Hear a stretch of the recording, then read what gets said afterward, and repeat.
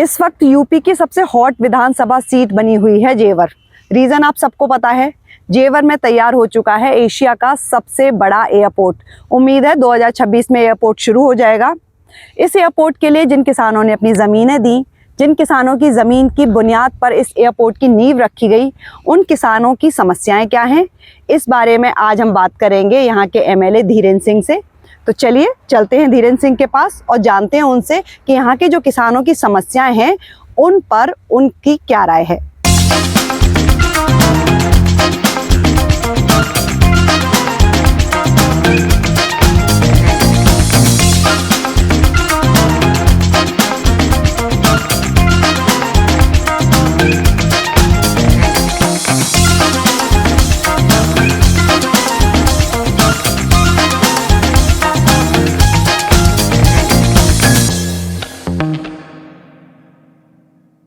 किसान इंडिया पर हमारे साथ इस वक्त बात करने के लिए जेवर के एमएलए मिस्टर धीरेन्द्र सिंह जी हैं। सबसे पहले सर स्वागत है आपका किसान इंडिया पर। मैं बिल्कुल ठीक हूँ सर। छोटा सा इंट्रोडक्शन मैं किसान इंडिया का दे देती हूँ। किसान इंडिया देश का सबसे बड़ा डिजिटल प्लेटफॉर्म है जिसपे किसानों की और एग्रीकल्चर के सेक्टर से जुड़ी जो खबरें हैं वो दिखाई जाती हैं, और इस सेक्टर में जो भी न्यूज़ होती हैं, किसानों से संबंधित जो भी मुद्दे होते हैं, हम वो लोगों के सामने लाते हैं। और किसानों की बात जब की जाए तो जेवर की बात आती है, क्योंकि सबसे बड़ा एयरपोर्ट यहाँ बन रहा है और जेवर में जो ये सारा डेवलपमेंट हो रहा है वो सारा किसानों की ज़मीन पे हो रहा है। तो उनके जो मुद्दे हैं उनके बारे में हम आपसे बात करना चाहेंगे। सबसे पहले तो थैंक यू सो मच कि आपने टाइम निकाला। बैक टू बैक आपका बिजी शेड्यूल है, लेकिन आपने इतना टाइम दिया, इसके लिए धन्यवाद कहना चाहूँगी आपको। आपका स्वागत है जेवर में। धन्यवाद।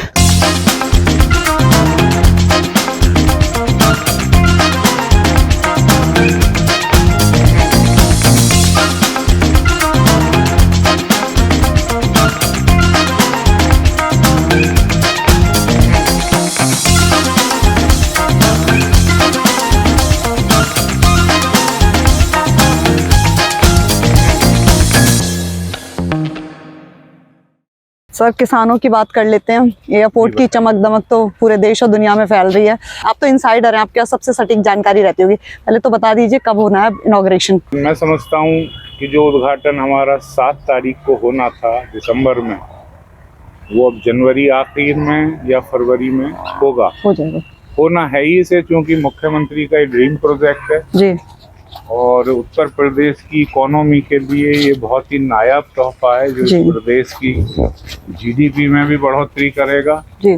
और जो एक बदलता हुआ उत्तर प्रदेश हम 2017 से देख रहे हैं जी, उसका ये एक जीता जागता उदाहरण है। आज पूरी दुनिया में लोग जेवर एयरपोर्ट के बारे में चर्चा कर रहे हैं। जी चर्चा कर रहे हैं, लेकिन आप तो चर्चा करते हैं ज़्यादातर किसानों की। शुरुआती फेज़ में जिन किसानों ने ज़मीन दी थी और उनका जो सबसे बड़ा मुद्दा इस टाइम बना हुआ है, जो 64% बढ़ के उनको मुआवजा मिलना चाहिए, उन किसानों के लिए क्या उम्मीद है? दो विषय है, 64% अलग विषय है जी और एयरपोर्ट का अलग विषय है जी। जिस वक्त यहाँ एयरपोर्ट की शुरुआत हुई जी, थोड़ा लॉन्ग ही रखना शॉर्ट। इसे लाने का मकसद जी, इस क्षेत्र का विकास था। अच्छा।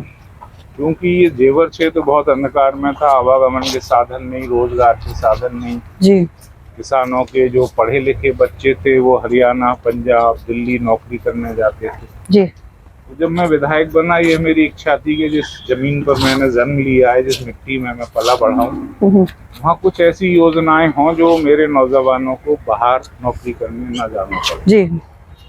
इसी के लिए हम लोगों ने मुख्यमंत्री के समक्ष जेवर एयरपोर्ट का प्रपोजल रखा था, जिसे बाद में स्वीकृति मिली। जी। तो ऐसा कहीं भी देश के इतिहास में मुझे कोई उदाहरण नहीं मिलता जहां मुख्यमंत्री स्वयं किसानों से बात करते हैं। जी। पहले फेज की जब बात आई उस वक्त 1800 रुपये पर स्क्वायर मीटर मुआवजा जेवर क्षेत्र का था। जी। जिसे मुख्यमंत्री ने किसानों से वार्ता के बाद 500 रुपये स्क्वायर मीटर बढ़ाया। उसके बाद जब दूसरे और चरण की बात आई एयरपोर्ट के लिए, तो हम लोग गए, मुख्यमंत्री से आग्रह किया। तो मुख्यमंत्री ने उस मुआवजे में सीधा 800 रुपये मीटर का इजाफा किया, यानी 2300 से 3100 हो गया। जब बात आई तीसरे और चौथे चरण के अधिग्रहण की, मुख्यमंत्री जी ने किसानों को अपने यहाँ बुलवाया, उनसे सीधी बात की, सारी समस्याएं उनकी रखी गई और एक अभूतपूर्व वृद्धि 1200 रुपये पर स्क्वायर मीटर की हुई। जी। अब आप ये देखें कि 1800 से आज हमारा मुआवजा 4300 होने जा रहा है जी। और मैं और भी प्रयासरत हूँ कि इसे फ्यूचर में और भी बढ़वाया जाए। लेकिन उस वक्त एयरपोर्ट का यहाँ इसलिए रुकना जरूरी था कि आज जो आप बदला हुआ परिदृश्य देख रही हैं जी। अगर ये एयरपोर्ट यहाँ नहीं आता तो कोई भी इंडस्ट्रियल इकाई यहाँ अपना उद्योग नहीं लगाती जी। विदेशी निवेश इस क्षेत्र में नहीं आता जी। एयरपोर्ट का बनना तो बहुत जरूरी था जी। जहाँ तक किसानों के अधिकारों की बात है उनके मुआवजे की बात है जी। तो हम सरकार से समय समय पर बात करकर वो पहुंचाते हैं उन बातों को। मुख्यमंत्री किसानों के प्रति बहुत सहृदय हैं और वो कुछ ना कुछ तोहफे के रूप में जरूर किसानों को देते हैं। ओके। अब विषय रहा 64% का, ये तत्कालीन सरकारों की पैदा की हुई स्थितियाँ हैं क्योंकि पुराने समय में जमीनों का जबरदस्ती अधिग्रहण होता था, किसान से औने पौने दामों में जमीनें लेकर उसे माध्यम बनाया जाता था दूसरे लोगों को रोजगार बढ़ाने का। जी। तो ये जो जमीन हड़प की नीति थी ये मायावती जी के समय में और समाजवादी पार्टी के समय में चली, आज उसी के दंश किसानों को झेलने पड़ रहे हैं क्योंकि उस समय इन मामलों को इतना उलझा दिया गया जो बाद में अदालतों में चले गए और आज तक लटके हुए पड़े। लेकिन हमारा प्रयास है कि किसानों को उनका वाजिब हक मिले जी। और 64% भी हम दिलवाएं जहां जहां उन्हें दिलवाना है किसानों को। आप 7% प्लॉट का भी पूछेंगे जी, वो भी था 7% प्लॉट के लिए भी किसानों का कहना है कि पेपर्स में एलोकेट हो गई है वो जमीन 7%, लेकिन एक्सेसिबल नहीं है, रीचेबल नहीं है। तो मेरा ही प्रयास है क्योंकि मैंने ये देखा कि अगर हमने 7% प्लॉट अभी नहीं दिलवाए तो आने वाले समय में इस जनपद में जमीन ही नहीं रहेगी किसानों को आबादी का भूखंड देने के लिए। इसलिए अब यमुना प्राधिकरण पर हमारा पूरा दबाव है सरकार पर कि पहले किसानों के आबादी के भूखंड दिए जाएं, उसके बाद ही जिन लोगों को औद्योगिक इकाइयां लगानी है उनका आवंटन किया जाए। मैंने तो ये तक कह दिया है कि आप अगर 1000 एकड़ जमीन ले रहे हैं जी, तो उसी में आप एक प्लान बनाइए कि इस 1000 एकड़ में हमें 200 एकड़ जमीन किसानों के आबादी के भूखंड के लिए सुरक्षित रखनी है, उसे अपने प्लान में अलग कर दीजिए और उसके बाद ही आप इंडस्ट्रियलिस्ट को जमीन दीजिए। तभी हम उन किसानों को सही रूप में उनका हक दे पाएंगे जिन किसानों की जमीनों पर ये सारे विकास कार्य चल रहे हैं। तो इस तरह का स्कोप कुछ है क्योंकि सारा एक्विजिशन हो चुका है और सारा मतलब मास्टर प्लान भी बन चुका है, उसमें है किसानों के लिए कहीं कुछ हो? अब जहाँ भी जमीनें ली जा रही हैं किसानों के लिए अलग जमीन ली जा रही है। अच्छा। और काफी जमीन प्राधिकरण ले चुका है। मेरा निरंतर दबाव है कि आप किसानों के पहले प्लॉट लगाइए, इसमें अच्छा डेवलपमेंट कराइए, उसके बाद ही कोई आगे योजनाएं चलेंगी। तो मुझे पूरी उम्मीद है कि ये जल्दी ही किसानों को उनके 7% भूखंड मिल जाएंगे। अच्छा अच्छा। और वो जो नौकरी वाला है जिसमें किसानों की जमीन चली गई, नौकरी का वादा किया था, वो वादे का क्या है? वो भी पूरा नहीं हुआ। वो नोएडा इंटरनेशनल एयरपोर्ट ने उन बच्चों के साथ वायदा खिलाफी की है जिसके लिए अभी विगत दिनों बच्चे मुझसे मिले थे और उसके बाद मैंने नोएडा इंटरनेशनल एयरपोर्ट और यमुना प्राधिकरण और उसके नोडल अधिकारी सबसे एक बैठक की है और उस बैठक के बाद हमने ये तय किया है कि नौजवानों की कुछ शंकाएं थी कि वो हमें प्राइवेट जो कंपनियां एयरपोर्ट के लिए काम करेंगी जी उनमें ले रहे हैं। अच्छा।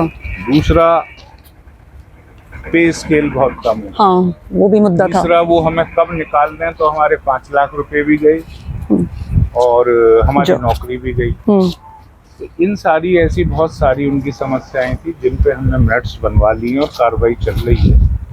अब अगर कोई नौकरी मिलने के बाद निकालेगी कंपनी तो सबसे पहले उसे नायल से परमिशन लेनी होगी। ठीक है।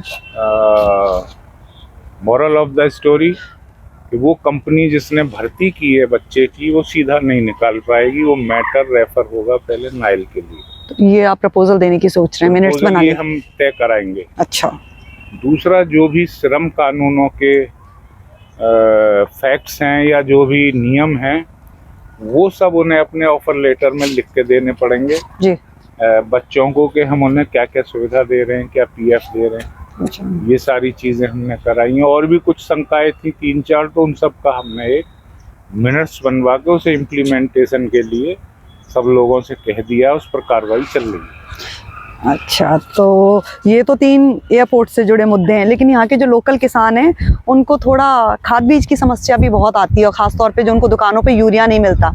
और एक किसान अभी मिले थे, उन्होंने कहा कि सरकारी धान खरीद केंद्र पे कोई इंतज़ाम नहीं है और कोई धान की खरीदवाई नहीं हो रही है, मतलब नहीं खरीदे जा रहे धान।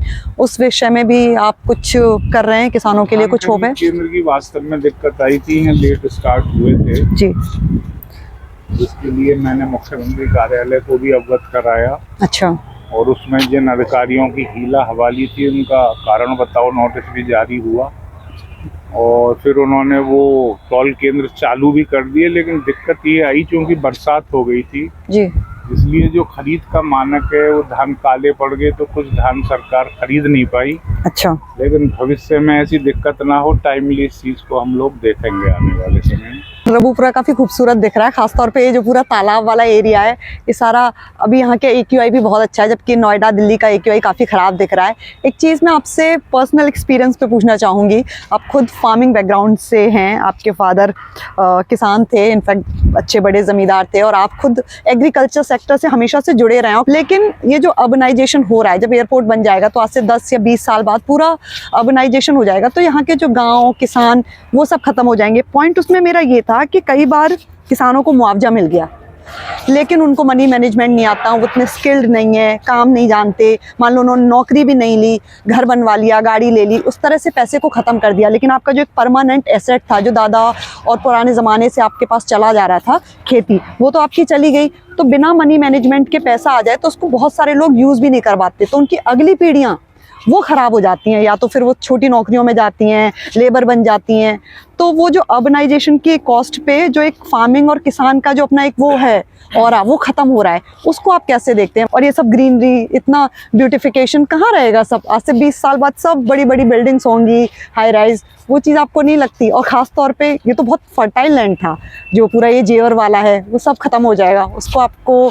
ये हमारी पॉलिसीज में कमी है कि हम उपजाऊ जमीनों का अधिग्रहण करते हैं। जी, बहुफसली जमीन है जी, और लेकिन ये शुरू से चला आ रहा है, जब से देश आज़ाद हुआ।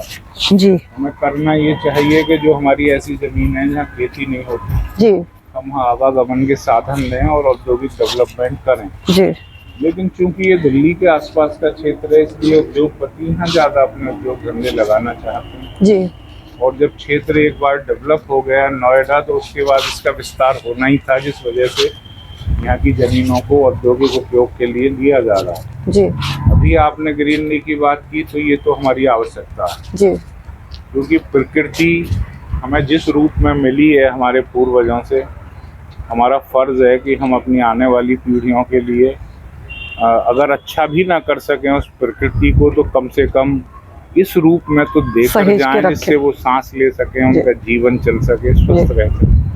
तो यहाँ ग्रीनरी पर मेरा बड़ा फोकस रहता है। तालाब आप देख रहे हैं, इस तरीके से मैं वृक्ष भी बहुत लगाता हूँ। मैंने यमुना प्राधिकरण से जमीन लेकर सड़कों के किनारे जो मियावाकी पद्धति होती है उससे काफी जंगल ऐसे लगवाएं जिससे यहाँ जो प्राकृतिक असंतुलन आएगा धंधे लगने के बाद जी, उसको थोड़ा सा बैलेंस किया जा सके।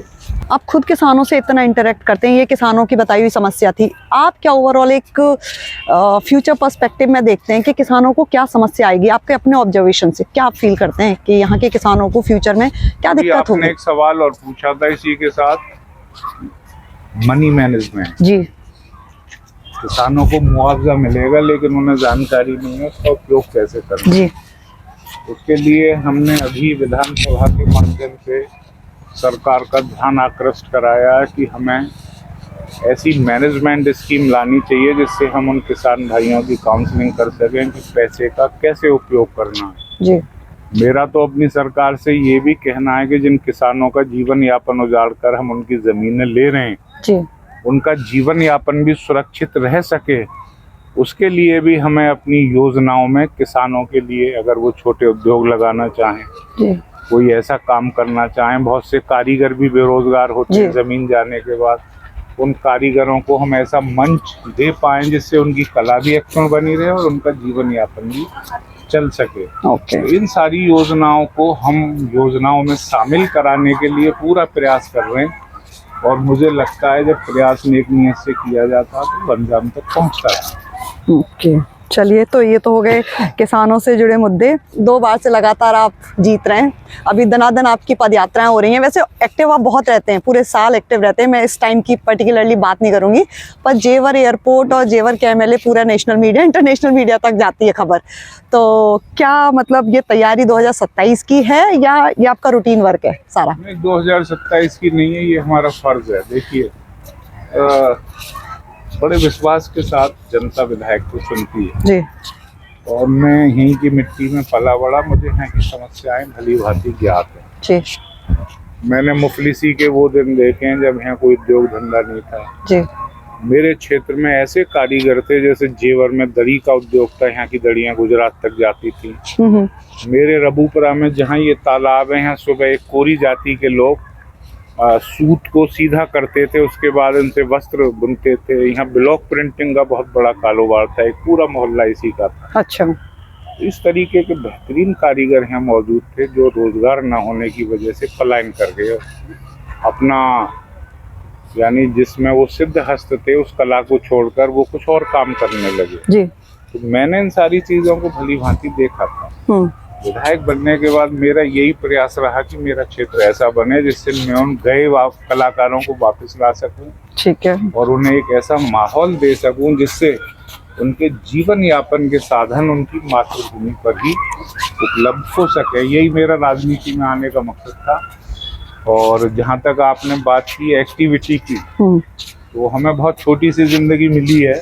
ओके। और दूसरा मेरा टेन्योर है, तो मेरा पूरा प्रयास रहता है कि इस छोटे से समय में मैं इस क्षेत्र को दुनिया का बेहतरीन क्षेत्र बना दूं, यहाँ खुशहाली हो, सभी घरों में रोजगार हो, उसी दिशा में मैं आगे बढ़ रहा हूँ। और मुझे पूरा यकीन है कि मैं जिस लक्ष्य के साथ आगे बढ़ रहा हूँ अपने क्षेत्र की खुशहाली के, वो मैं करके रहूंगा।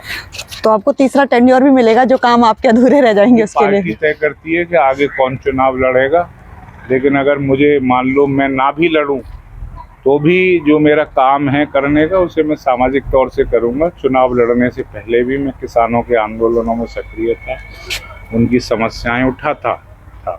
ये तो एक मुझे मंच मिला विधायक बनने के बाद, जिससे मैं सीधा सरकार से जुड़ गया।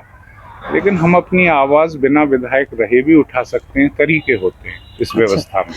ओके। तो विधायक बनना ना बनना कोई विषय नहीं है, ये तो हमारी पार्टी तय करेगी और जनता तय करेगी। इन दोनों चीज, इस चीज को हम जनता और पार्टी पर छोड़ दें। जहाँ तक हमारा सामाजिक कर्तव्य है, जहाँ हमने जन्म लिया और समाज के प्रति हमारे क्या कर्तव्य हैं, उनके निर्वहन के लिए मैं पहले भी तत्पर रहता था और आगे भी तत्पर रहूंगा। ओके। जेवर तक ही जेवर में ही रह के जनता की सेवा करनी है, उनकी दिक्कतें दूर करनी है, या लखनऊ सचिवालय में बैठकर मतलब डिसीजन मेकिंग में भी? हम उत्तर प्रदेश के विधायक कहलाते हैं, 403 विधायक हैं जी। अभी आपने देखा होगा लिफ्ट और एस्केलेटर एक्ट बना है, तो ये समस्या हाई राइज बिल्डिंगों की है। मेरे यहाँ तो अभी हाई राइज बिल्डिंग बनी नहीं है। जो भी समस्या हमारे सामने आती है वो प्रदेश के किसी भी कोने की हो। जैसे मैं एक उदाहरण दूं आपको, मैं एक बार सुबह घूमता हूँ, ज्ञानेश्वर मिश्र पार्क गया, जनेश्वर मिश्र पार्क लखनऊ, वहाँ मैंने देखा कि स्केटर सड़क पर प्रैक्टिस कर रहे हैं। मैंने उन्हें बुलाया तो उन्होंने बताया कि हमारे लिए राज्य की राजधानी में कोई भी स्केटिंग ग्राउंड नहीं है। मैंने उन बच्चों को मुख्यमंत्री से मिलवाया। अच्छा। और आज मुझे खुशी है कि हम लखनऊ में भी एक स्केटिंग का ग्राउंड बनवाने जा रहे हैं।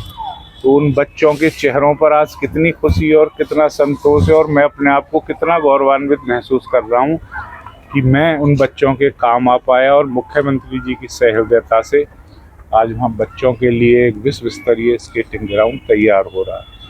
तो जो भी विषय हमारे संज्ञान में आते हैं और जो जनता से जुड़े हुए हैं, मेरा पूरा प्रयास रहता है कि वो विषय मैं सरकार के संज्ञान में लाऊं, जिससे उन्हें धरातल तक पहुंचाकर उनका निस्तारण कराया जा सके। तो इसमें उसका आंसर मुझे नहीं मिला कि फिर लखनऊ सचिवालय में बैठकर कैबिनेट में शामिल होने का कुछ फ्यूचर प्लान है? ये हमारे बड़े नेता तय करते हैं। मैं आज विधायक हूँ, मुझे लगता है कि विधायक रहते हुए भी मैं लोगों की सेवा पूरे अपने ताकत से कर रहा हूँ और मुझे इसी में आनंद आता है। अच्छा। सरकार कोई जिम्मेदारी देगी अगर, और मेरी पार्टी मुझे कोई जिम्मेदारी देगी तो वो अलग का विषय है। अच्छा लेकिन मैं इससे संतुष्ट हूँ। अच्छा। और मुझे ऐसा लगता है कि मैं विधायक रहकर भी लोगों की और बेहतर सेवा कर सकता हूँ। Okay okay.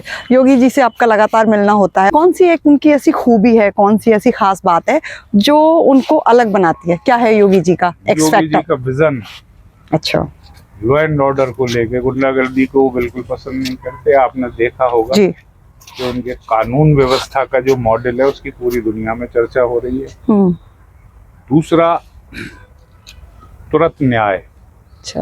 अगर कोई पीड़ित या उसकी फरियाद उनके पास तक पहुंच जाए तो वो उसका फौरन निदान करते हैं। तीसरा, 24 में से 20 घंटे 22 घंटे काम करना इस प्रदेश की खुशहाली के लिए। सीरियसली? बिल्कुल। क्योंकि मैं जब वो यहाँ आते हैं, रुकते हैं गौतम बुद्ध यूनिवर्सिटी में, हाँ तो विधायक होने के नाते मेरा क्षेत्र है, मुझे प्रोटोकॉल में वहाँ रहना पड़ता है। जी।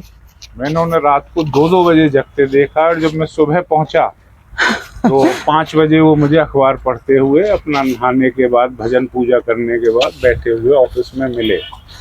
तो ये हमारा सौभाग्य ही तो आपने कहा पूछा नहीं जाएगा। कि सोते कितनी देर है? वो 6 घंटे की नींद का वो भी कॉन्सेप्ट बताऊंगा। एप्लीकेबल नहीं है? ये हमारा सौभाग्य है कि हम एक ऐसे मुख्यमंत्री के साथ आज काम कर रहे हैं जिसका लक्ष्य है इस ऐतिहासिक और सांस्कृतिक प्रदेश को दुनिया में पहचान दिलाना और देश में नंबर 1 का प्रदेश बनाना। अब आज अगर हम निवेशकों की बात करें तो वो सबसे ज्यादा उत्तर प्रदेश में इसलिए आ रहे हैं क्योंकि यहाँ कानून व्यवस्था अच्छी है और उत्तर प्रदेश में योगी जी का राज है जी। मैं तो कहीं अन्य प्रांतों में भी जाता हूँ चुनाव प्रचार में, तो लोग मांग करते हैं योगी जी को हमें दे दो। आपने भी एक सवाल पूछा कि वो सोते कैसे हैं, मैंने उनसे पूछा ये सवाल, तो उन्होंने मुझे बताया कि कहीं मैं मीटिंग में हूँ या सफर में हूँ तो 2-3 मिनट के लिए आंख बंद कर लेता हूँ। देखिए वो योगी पुरुष हैं। अच्छा। आपने देखा होगा पुराने ऋषि मुनु जी यौगिक क्रियाओं से अपनी जो नींद थी उसे पूरी कर लिया करते थे। उनको इतनी नींद की जरूरत नहीं वो रहती। इतने डीप मेडिटेशन में चले जाते हैं 2-3 मिनट के लिए कि जो नींद की उन्हें आवश्यकता होती है उसकी पूर्ति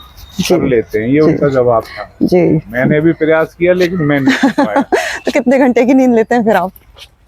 मैं कोशिश करता हूँ कि 6 घंटे की नींद लूं, लेकिन मुझे 6 घंटे आती नहीं। अच्छा, 5? मैं भी 3-4 घंटे सो पाता हूँ। Okay okay. और उसके बाद नींद अपने आप खुल जाती है क्योंकि जिम्मेदारियां बहुत हैं। अच्छा।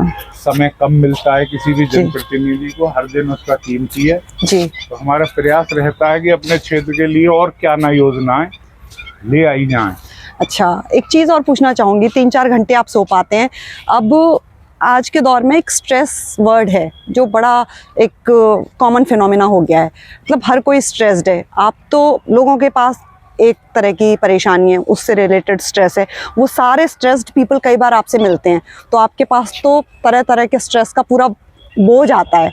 तो इन रूटीन आपका स्ट्रेस मैनेजमेंट क्या? लगातार आप 20 घंटे 22 घंटे काम कर रहे हैं, इससे मिल रहे हैं, उससे मिल रहे हैं, कैसे काम को मैनेज करते हैं, स्ट्रेस को स्पेशली? देखिए सबसे बड़े स्ट्रेस का कारण ये है मोबाइल, मैं आपको बता रहा हूं। लेकिन आज ये हमारी आवश्यकता है और हम जो भी सूचना तंत्र वाले विधायक हैं जी, और हमारा पूरा फोकस रहता है कि हम टेक्नोलॉजी से कैसे लोगों की सेवा करें। जी। तो आपने स्ट्रेस की बात की, जो भी लोग हमें दिन भर मिलते हैं 100-200 लोगों से हम रोज मिलते ही, उन सब की समस्याएं आती हैं जी। तो वो समस्याएं हमारे जहन में रहती हैं, वो स्ट्रेस का सबसे बड़ा कारण। ओके। जब भी हमें ध्यान आया अरे उस व्यक्ति का काम नहीं हुआ तो हमें मानसिक तनाव स्वाभाविक रूप से होता है। फिर तो प्रयास ये रहता है कि जो भी लोग मिलते हैं उनके हम काम जल्दी से निपटाएं। और मानसिक तनाव, जैसे हम 2 घंटे बहुत ज्यादा व्यस्त रहे जनता के कामों में, थकान जब होती है तो 1-2 मिनट के लिए एकांत में बैठ लिए, 5 मिनट एक कॉफी पी के थोड़ा सा ध्यान लगा लिया, उससे ऊर्जा मिलती है, फिर आगे लग जाते हैं। अच्छा। लेकिन अब हमारे स्क्रीन टाइम इतना है कि मैंने आपको बताया नींद न आने का एक सबसे बड़ा कारण वो भी है। मोबाइल चूंकि हमारी आंखों के सामने रात को 11-12 बजे तक तो रहता है, ये संदेश आ रहे हैं, किसी को परेशानी है, किसी का पोस्टमार्टम होना है, कहीं एक्सीडेंट हो गया। तो अब चूंकि विधायक सबसे ज्यादा जब सुलभ हो जाता है तो बहुत सारी समस्याएं नाली साफ कराने की भी उसके बाद आने लगती है। तो हमें खुशी होनी है कि चलिए लोकतंत्र हमारा महात्मा गांधी के देखे हुए सपने की तरफ पहुंच गया और ये गांव की अंतिम छोर तक पहुंच गया। आज गांव के व्यक्ति हमसे अपेक्षा करते हैं कि उनकी नालियां साफ हों, उन्हें सुविधाएं मिलें, तो ये हमारे लिए अच्छी बात है जी। और हम कोशिश करते हैं कि वहाँ स्वच्छता भी कराएं और लोगों को मूलभूत सुविधाएं भी उपलब्ध कराएं। इसलिए हमने अपने गांवों को करोड़ों रुपए लगाकर पिछले 7-8 साल में बहुत ज़्यादा विकसित किया है, संपर्क मार्गों से बहुत विकसित किया है। 3 डिग्री कॉलेज में इस क्षेत्र में लाए हूँ। कैमरा मैन इधर चलने, एक डिग्री कॉलेज सामने आपको नजर आएगा इधर जी। तो ये कोएड चालू हो चुका है। यहाँ कोर्स भी हम लाए हैं, सिविल एविएशन, फैशन डिजाइनिंग, अच्छा अच्छा, जिससे हम बच्चों की एक ऐसी फौज तैयार कर दें जो यहाँ लगने वाले उद्योग धंधों में उन्हें काम मिल सके। जैसे यहाँ फिल्म सिटी आ रही है जी, तो फिल्म मेकिंग का कोर्स भी डिग्री कॉलेज में अभी बच्चे नहीं आए, आने वाले समय में आ जाएंगे। ओके। तो हमारा पूरा प्रयास है कि भविष्य की क्या आवश्यकताएं होंगी इस क्षेत्र की, किस तरीके के रोजगार होंगे, उस क्षेत्र में हम बच्चों को स्किल कराएं। मोबाइल की आपने बात कही, आप तो खुद टिपिकल एनसीआर वाले एमएलए हैं, बहुत एक्टिव रहते हैं सोशल मीडिया पे, ट्विटर पे, इंस्टा पे, फेसबुक पे, तो रील्स वगैरह भी देखते हैं? निश्चित। किस तरह की रील्स? देखिए, कभी कभी रील्स हमारा जो वो है मानसिक तनाव उसे भी कम करती हैं। कुछ हंसी की रील आ गई, कुछ संगीत की रील आ गई। अच्छा। क्योंकि मैं पहले ट्विटर का इस्तेमाल करता था 2010 से। जी।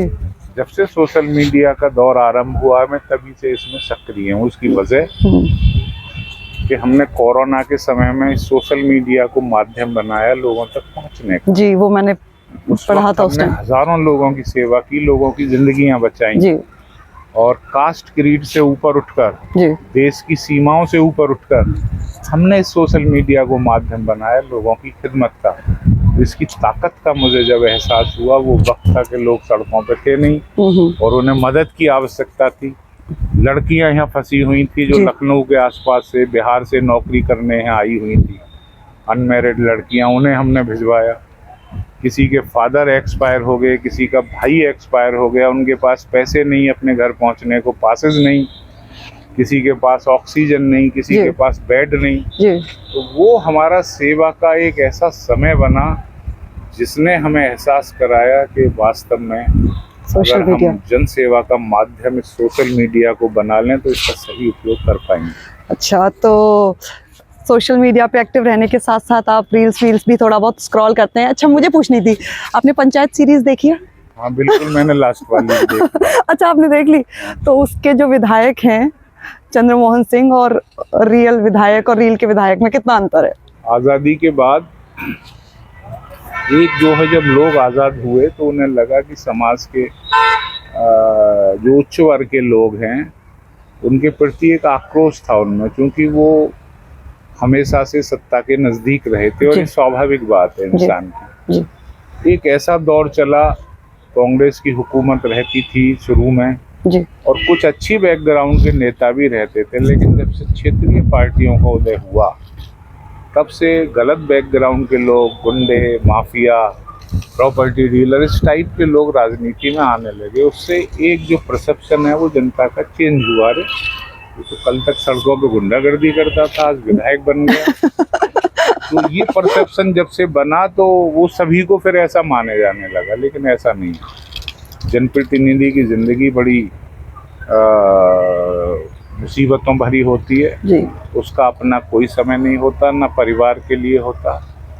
हम लोग हमेशा सिर्फ और सिर्फ अपनी जनता के लिए जीते हैं जी। हमें सर्वोपरि अपनी जनता है, परिवार हम लोग बाद के लिए छोड़ते हैं। तो इसलिए ऐसा नहीं है कि जो पंचायत सीरीज में विधायक जी दिखाए गए वो हो सकता है उस क्षेत्रीय पार्टियों का उद्भव हो जो उस समय उनका उदय हुआ था, आजकल वो नहीं है जी। आप नॉर्थ इंडिया में देख रही हैं कि क्षेत्रीय पार्टियों का सफाया हो चुका है, साउथ में भी है, कुछ जगह है जी। लेकिन अब राष्ट्रीय पार्टियों की राजनीति चल रही है, तो पार्टियां भी कोशिश करती हैं कि साफ सुथरी राजनीति में आए। ओके ओके, तो ऐसा नहीं है, ये परसेप्शन बनाया गया कुछ लोगों के द्वारा। पसंद आई आपको पंचायत सीरीज? वैसे थोड़ी स्लो है। अच्छा, भी अच्छी सीरीज है बहुत। ओके ओके, जैसे आप वाइकिंग्स देखिए, उसमें पूरा मानव इतिहास दिखाया गया है, इंसानों ने कैसे तरक्की की। ओके, बहुत उम्दा सीरीज बनाई है। और इसके अलावा क्या पसंद आता है? इसके अलावा मैं पुरानी इतिहास की सीरीज बहुत ज्यादा पसंद करता हूँ, जैसे जो यूरोपियन हिस्ट्री पे बनी हो, मैं जानना चाहता हूँ कि यूरोप कैसे हमसे आगे निकल गया। अच्छा। मैं देखने की वजह ये है। अच्छा। और मुझे अपनी पुरानी जितनी भी सीरीज हैं, जैसे महाभारत हो गई, हाँ, महाभारत से हमें बहुत सीखने को मिलता है जी। कृष्ण या कर्ण या अर्जुन या मैं क्या, आप ये पूछिए आपका आइडियल कैरेक्टर कौन सा कौन है? सा ऐसा कैरेक्टर नहीं है जो प्रभावित नहीं करता। अच्छा, कौन सा ऐसा कैरेक्टर है? भीष्म पितामह सबसे ज्यादा प्रभावित करने वाले कैरेक्टर हैं, अच्छा क्योंकि वो हमारी देश की संस्कृति के बहुत नजदीक है। जी। त्याग की भावना है, समर्पण की भावना है, वो राजपाट त्याग देते हैं। तो यही तो हमारे यहाँ भगवान श्री राम ने किया। जी। उन्होंने अपनी माँ ने जो वचन लिया पिताजी से, उस वचन को निभाने के लिए उन्होंने राजपाट त्याग दिया। और छोटे भाई को देखिए, भरत को, हाँ हाँ, उसने भी अपना खड़ाऊं रख के सिंहासन पे राजपाट को चलाया। तो ये उत्कृष्टता है हमारी संस्कृति की, जिसे लोगों को समझना चाहिए। इसीलिए हमारे पुराने, आपने विष्णु शर्मा का नाम सुना होगा, जिन्होंने पंचतंत्र लिखा, और जातक कथाओं के माध्यम से, जीव जंतुओं के माध्यम से संदेश हम लोगों को नैतिकता के दिए गए कि मारने वाले से बचाने वाला बड़ा होता है। हंसी कथा भी आपने सुनी जी, पता है। पक्षी खुद ही तय हाँ, करता है बचाने वाले के पास जाके कि मैं इसके साथ रहना चाहता। जी, पढ़िए। ये संदेश प्रसारित हों तो ये देश की उस महानता और उत्कृष्टता को प्रदर्शित करते हैं, जो हमें दुनिया की अन्य संस्कृतियों से अलग करता है। Okay okay okay. गाने वाने सुनने का भी शौक है? हाँ, मैं संगीत का शौकीन। कौन फेवरेट सिंगर है? किशोर कुमार हो गए। गुनगुनाते भी हैं? लता मंगेशकर। नहीं, गुनगुनाता नहीं। मैं कुछ म्यूजिकल इंस्ट्रूमेंट भी प्ले कर लेता हूँ। अच्छा, जैसे? कोई भी हो, हारमोनियम हो, और आपके ये लेटेस्ट कैसियो वगैरह के यामा के चल रहे हैं, इन्हें भी मैं रखता हूँ अपने पास कभी कभी। ओके। समय होता है, कोरोना में समय मिला था। हाँ जी, हाँ जी, उस टाइम पे शौक को पूरा करने के लिए। Okay okay. पसंदीदा गाना कौन सा किशोर कुमार का? किशोर कुमार का पसंदीदा गाना रिमझिम गिरे बादल। अच्छा, अमिताभ बच्चन पे। जी जी जी जी, ओके और भी ओके। कई गाने हैं, लेकिन ये अच्छा गाना है इसके। हाँ, रिमझिम गिरे सावन। मुझे उस संगीत में जहाँ कोमल स्वरों का ज्यादा प्रयोग हो ना, हमारे यहाँ शास्त्रीय संगीत में स्वरों का बहुत महत्व है, और उन्हें जिस तरीके से आबद्ध किया गया, वो ऐसा हमें कहीं दुनिया में नहीं मिले जी। यहाँ का जो संगीत है वो समय के अनुसार, अगर आप सुबह 4 बजे कोई संगीत सुनना चाहें तो उसके लिए अलग है, शाम के लिए अलग है, दोपहर के लिए अलग है। तो संगीत के क्षेत्र में हमारा देश बहुत ज्यादा आगे रहा है, और यहाँ संगीतकारों ने मेहनत करने के बाद एक इसे ऐसे आयाम दिए हैं जिससे आप जब संगीत सुनेंगे तो ये आपको स्ट्रेस को भी दूर करेगा और एक स्फूर्ति लाता है शरीर। Agree agree. वैसे तो आप इतने टाइम से पॉलिटिक्स में इन्वॉल्व हैं, इनफैक्ट कॉलेज टाइम से ही हैं, पर कभी सोचा था कॉलेज टाइम में अगर पॉलिटिक्स ज्वाइन न करी होती तो क्या ऑल्टरनेटिव करियर आप चूज करते? देखिए, शुरू से एक सामाजिक परिवेश मिला सेवा का। हमारे फादर के पास भी बहुत क्षेत्र के लोग आते थे। कॉन्स्टिट्यूंसी रिजर्व रही थी उन दिनों में। 2012 में ही खुली विधानसभा थी, लोकसभा भी रिजर्व थी। सामाजिक परिवेश मिला, लेकिन क्षेत्र का विकास नहीं हुआ था। तो एक भावना ये रहती थी कि इस क्षेत्र को कैसे आगे लाया जा सकता है। अच्छा। तो मैंने देखा कि किसानों का संघर्ष हुआ, गोलियां चली बार सॉल्व। मैंने सोचा हाँ, मुझे किसानों के साथ रहना चाहिए, क्योंकि मैं समझता था कि ये जो ज़मीनों की लूट है ये किसके लिए की जा रही है, किसानों के जीवन यापन को कैसे उजाड़ा जा रहा है, सरकारों की क्या नीयत है, नौकरशाहों की क्या नीयत है। उससे मैंने बहुत सीखा कि क्या जनता के साथ हो रहा है, सरकारें कहती क्या हैं और करती क्या हैं। उससे हमें एक आइडिया लगा। फिर मैंने सोचा कि अगर हम ऐसी मेन स्ट्रीम में आ जाएंगे जहां हम अपनी सरकार के समक्ष सीधी बात को रख सकें जी, तो उसके लिए राजनीति में हम लोग आए। और अच्छा। ये जनता का प्यार है कि मैं कांग्रेस से भी चुनाव लड़ा था, लेकिन हार गया जी था। जी, बहुत कम मार्जिन से। पता है। उसके बाद बीजेपी से मैं जीता, दोबारा मैं 60,000 से जीता, तो मार्जिन बढ़ता ही गया जी।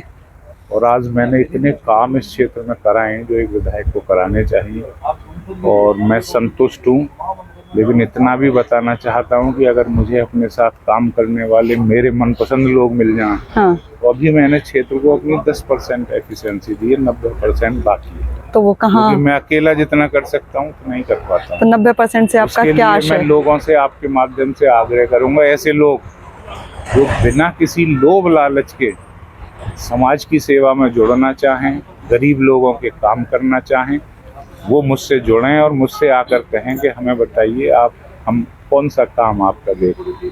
तो अगर सामूहिक रूप से हम सभी लोग मिलकर लोगों की खिदमत करेंगे तो निश्चित तौर से हम एक ऐसा प्रदेश और ऐसा क्षेत्र बना पाएंगे जिसमें सामाजिकता भी होगी, मेल भाव भी होगा और वो विकसित भी होगा। फरहान सर, आपके बिल्कुल मतलब मैं नहीं कहलवा पाई वो चीज़ पॉलिटिकल और नेताओं वाले थे। मैंने पूछा ये आपका ऑल्टरनेटिव करियर क्या था, और आपका पूरा मतलब जो आंसर आया वो जेवर के विकास पे आ गया। अगेन कोई चिंता थी नहीं कैरियर की, तो कुछ भी तो सोचा होगा कि हम ये करेंगे। एक इंटरव्यू दिया था ग्राउंड ड्यूटी ऑफिसर का एयरफोर्स में जी, तो वहाँ ट्रेनिंग हुई फिजिकल, मुझे अच्छा नहीं लगा। मैंने कहाँ नौकरी करेंगे 12-12 साल। अच्छा अच्छा फिर मैंने सोचा, मैंने फिर लॉबी की दिल्ली यूनिवर्सिटी से छोड़ के आ गया 1.5 साल। अच्छा, और उसके बाद मैंने सोचा गांव में रहेंगे, खेती बाड़ी करेंगे। तो गांव में आने के बाद मैंने खेती बाड़ी करना शुरू कर दिया। ओके, और फिर मुझे मौका मिला सामाजिकता सीखने का, तो फिर पॉलिटिक्स में, राजनीति में आ गया मैं। तो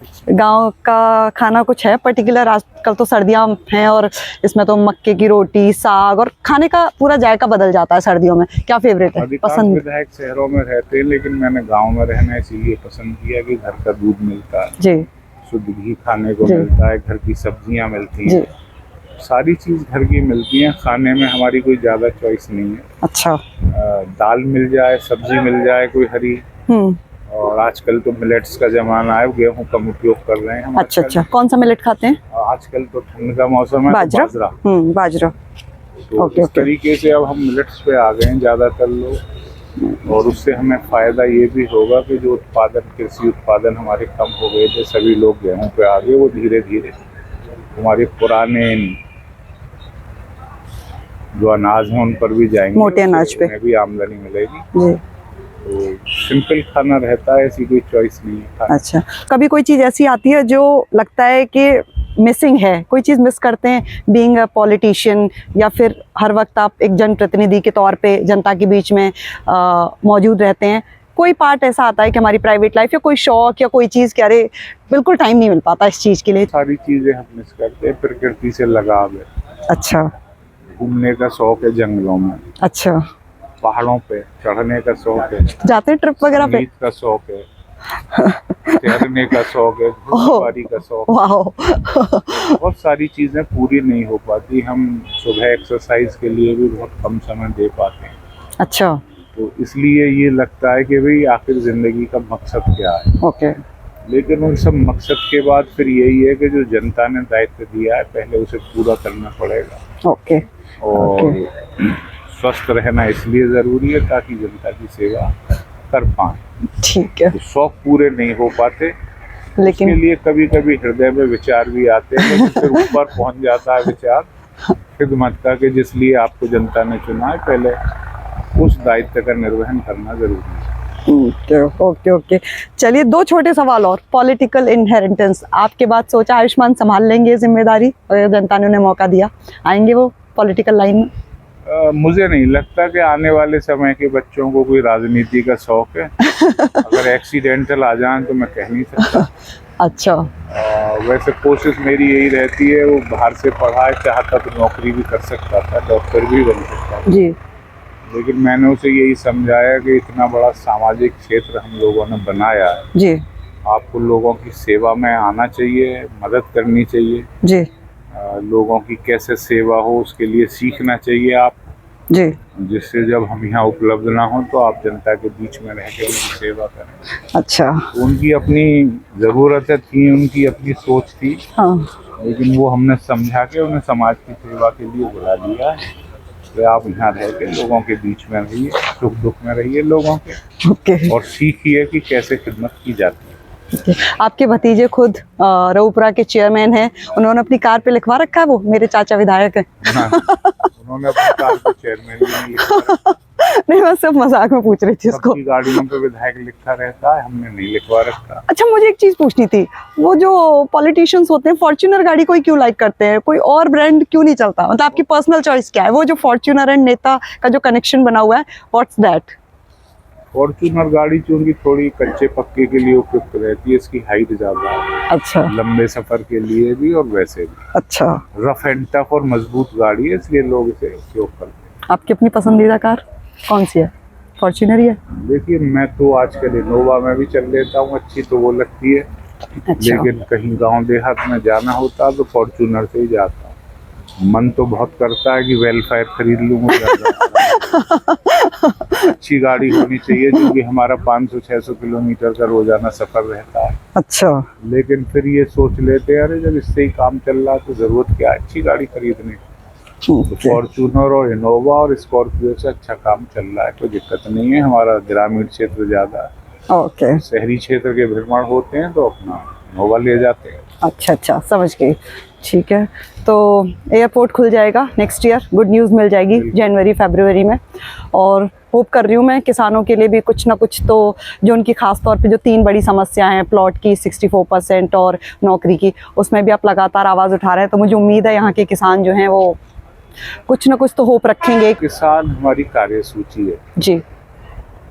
किसान को जिस तरीके से पुरानी सरकारों ने ठगा था, मेरा प्रयास है कि यहीं का किसान नहीं, पूरे प्रदेश और देश के किसान को वो लाभ मिलने चाहिए जो उसके जीवन यापन को उजाड़ने से खत्म हो जाते हैं। मैं समय समय पर हर मीटिंग में किसानों को हम किस तरीके से उनके जीवन यापन को सुरक्षित रख सकते हैं, इस विषय पर चर्चा करता हूँ। मैं कोई बहुत बड़ी व्यवस्था नहीं है, लेकिन इस व्यवस्था का अंग हूँ। जहाँ भी मुझे मौका लगता है, मैं किसानों का, गरीबों का, खेती है मजदूरों का, ऐसे लोगों के मुद्दों को वरीयता से रखता हूँ। और मुझे पूरी उम्मीद है कि जब हम किसी चीज़ को आगे बढ़ाते हैं तो कभी ना कभी उसका इम्प्लीमेंटेशन भी हो जाता है। जी। बहुत जल्दी हम नोएडा, ग्रेटर नोएडा के किसानों की जो समस्याएं चल रही हैं, उसके विषय में भी मेरी कई गंभीर चर्चाएं संबंधित अधिकारियों से हो चुकी हैं जी। और उनकी भी काफ़ी समस्याएं हम हल करने जा रहे हैं। और इसी तरीके से जेवर क्षेत्र के किसान का तो काफ़ी मुआवजा बढ़ा है जी। और भी उन्हें विस्थापन से उत्पन्न होने वाली जो दिक्कतें हैं उनके भी निराकरण के पूरे प्रयास किए जा रहे हैं। चलिए, थैंक यू सो मच, आपने टाइम निकाला। अब मैं देख रही हूँ लगातार लोग आ रहे हैं आपसे बात करने के लिए, बट स्टिल आपने इतनी देर निकाली। अगला स्टेशन आपकी मनचाही मंजिल खुशहाली है। खुशहाली के दरवाजे चारों ओर से खुले रहेंगे। किसान इंडिया के साथ यात्रा करने के लिए आपका धन्यवाद।